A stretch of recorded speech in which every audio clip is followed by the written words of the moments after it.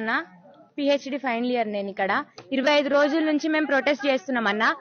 ఒక రోజులో ఏదో ఇష్యూ అయిపోయి ఒక ఫుడ్ స్టాల్ పెట్టుకున్న ఒక ఆవిడ, కుమారి ఆంటీ ఎవరో ఆవిడ పేరు, ఆవిడదేదో ఇష్యూ అయితే స్పందించిన ప్రభుత్వం, ఇంతమంది స్టూడెంట్స్ ఒక యూనివర్సిటీ మొత్తం అల్లాడుతున్నామన్నా. మా స్టూడెంట్స్ ఇంతమంది అల్లాడుతుంటే ఎందుకు స్పందించట్లేదన్నా?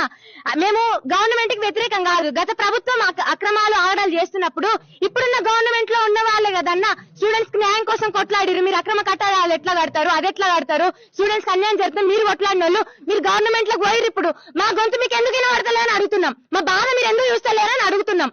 అక్రమ కట్టడాలు, గత ప్రభుత్వం కట్టిన అక్రమ కట్టడాలు అవ్వచ్చు, ఏదైనా అవ్వచ్చు, మా యూనివర్సిటీ దరిదాపులకు ఏది రావద్దు.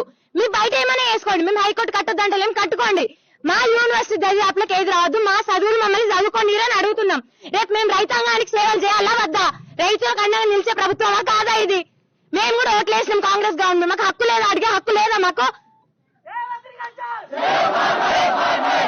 ఈ రోజు మా యూనివర్సిటీ ఆఫీసర్లు వెళ్ళి గవర్నమెంట్ కి సంతకాలు పెట్టి మా ల్యాండ్స్ అన్ని ఇచ్చేస్తున్నారు. నాకు ఇన్ఫర్మేషన్ వచ్చిందన్న, అది ఆగాలి, ఎట్టి పైసలు ఆగాలి. మా బోర్డు మెంబర్ల సంతకం పర్మిషన్ గానీ, లేకపోతే యూనివర్సిటీ ఆఫీసర్ల పర్మిషన్ గానీ లేకుండా గవర్నమెంట్ డైరెక్ట్ జీవో జారీ చేసిందని ఇన్ని రోజులు అందరు చెప్పారు. మాకు మా చేతులు ఏం లేదు, మా చేతులు ఏం లేదు అన్నారు. ఇప్పుడు వీళ్ళే సంతకాలు పెట్టి ఇచ్చేస్తురంట.